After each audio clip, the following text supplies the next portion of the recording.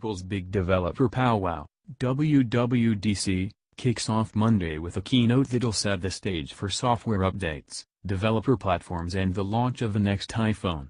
But the elephant in the room will be artificial intelligence and Apple's ability, or inability, to keep up with rivals. The company got a jump on digital assistants and AI with the 2011 launch of Siri. Since that time though, Apple hasn't kept up with the AI pace as companies such as Alphabet, Google Assistant, Amazon, Alexa, Facebook, Messenger bots, Microsoft, Cortana, and IBM, Watson, have surged forward on the technology. At the last two Google I/O conferences, 2017 and 2016, executives couldn't stop talking about how they were sprinkling AI everywhere. Google is going for the AI-first company and CEO Sundar Pichai sees the transition as important as the one to mobile. AWS and Amazon are using Alexa and AI in multiple areas. Turns out everyone has an AI story except for Apple. Consider that in Apple's latest quarterly and annual regulatory filings the terms machine learning and artificial intelligence weren't mentioned once. Google's regulatory filings sound like this. Across the company, machine learning and artificial intelligence, AI, are increasingly driving many of our latest innovations. Within Google, our investments in machine learning over a decade are what have enabled us to build Google products that get better over time, making them smarter and more useful. It's what allows you to use your voice to search for information, to translate the web from one language to another, to see better YouTube recommendations, and to search for people and events that are important to you in Google Photos. Machine learning is also showing great promise in helping us tackle big issues, like dramatically improving the energy efficiency of our data centers.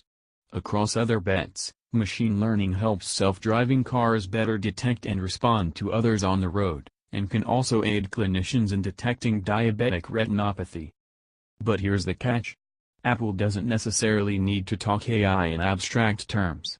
Apple needs to productize AI and use it as a tool. Apple seems to get the message. To wit, Bloomberg reported that Apple is developing its own processor called the Apple Neural Engine to handle AI tasks. Last year, Apple published its first research paper on computer vision. Apple has also hired Russ Salakhdinov, a Carnegie Mellon professor, as head of its AI research team. And the company is aggressively hiring talent in machine learning and AI. So yes, Apple is likely to talk up its AI efforts and may position itself as a player, but there are multiple questions ahead.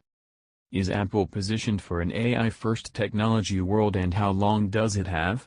Apple has plenty of cash and a product cycle that means it can put its own spin on AI. Apple doesn't have to chase AI leaders as much as utilize the technology. Will AI be a standalone technology category or enabler? The best AI will run in the background and just do its thing. If you buy into that vision, then Apple doesn't have to take a Google-ish detour in an AI arms race. Does Apple need its own AI technology and research? Yes. And no. Most companies will use multiple AI technologies just like they do cloud services. Couldn't Apple leverage the AI services from AWS, Google and Microsoft to create something new? You bet. I see the best Apple AI strategy as one that takes the same approach as SAP, which has stated it will use its own technology as well as allow customers to use other AI intellectual property. How important is it that AI isn't cloud-powered? Apple is likely to note that its AI will be device-centric. Part of that reality is due to Apple's privacy pitch. Part of that pitch is because it doesn't have the AI, machine learning or cloud platform on the back end. We could go on, but rest assured that Apple's AI strategy and technology will remain a work in progress. Here's to hoping that WWDC sheds some light on what's around the corner.